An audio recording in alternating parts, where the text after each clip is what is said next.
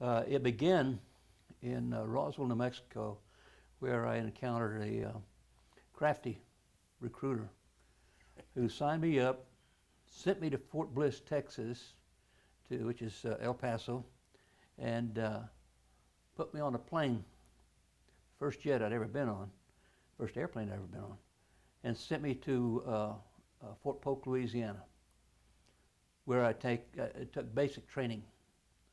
That was quite an experience for me. It seems like I kept getting into the detail of washing pots and pans.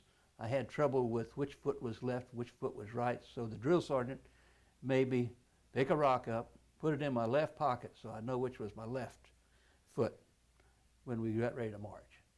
And it just got better from there on. Fort Polk, as you know, was a lot of heat, a lot of snakes running around there.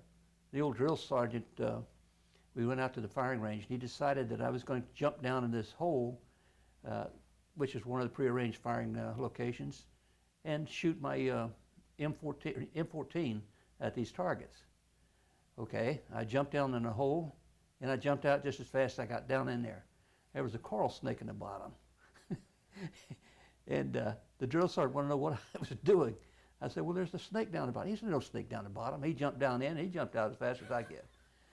So, needless to say, I graduated that, went on to Fort Sill, Oklahoma, where they put me in training for artillery on 105 howitzers.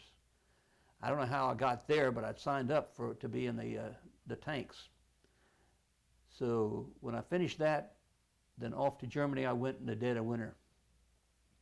They put me on a troop ship in the late December and sent us over to Shreveport. Sent us over to Germany on that troop ship in the dead of winter in the Atlantic Ocean. Oh, we got sick as could be, all the troops on that big USS Maurice Rose. But we made it. We got there and we got off the ship, and they put us on troop trains, and away I went to the 24th Infantry Division, mechanized heavy. That was located out of Augsburg, Germany. I spent 3 years with that unit, running operations through the Honsfeld, Grafenville area, and our assigned mission was the Fulda Gap. I saw a placard up in my company recreation room.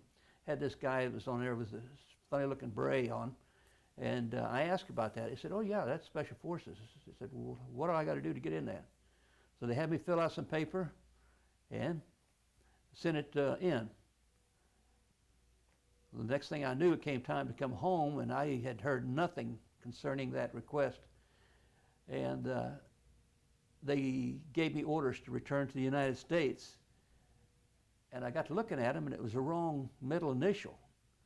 Well, come to find out, there was a guy in the next unit, the next building over, had the same name except in the middle unit. He got my orders, and I got his. So they come running over and gave me my correct orders, assigning me to Special Forces at Fort Bragg, North Carolina.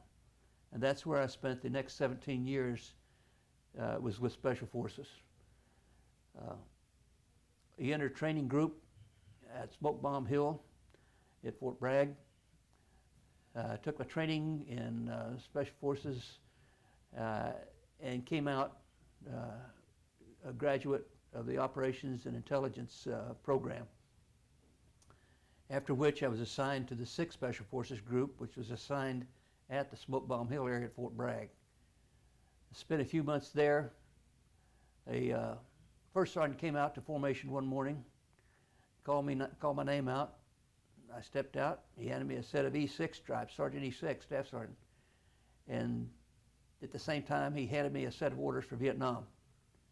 Wow. Okay, there's an upper and now there's a downer. So away I went. Went to Seattle, got on a plane, had a nice trip over to Vietnam, got off, and the first thing I noticed about the place was the scent. And come to find out, it was pretty much a regular scent because of all the burning of all the toilets over there, which they had to have because they didn't have any way of disposing of it otherwise. So I went through the processing center there, ended up in the Trang, which was the headquarters for Special Forces in Vietnam, and was called in and informed that I was assigned to detachment, the C detachment down out of Benoit.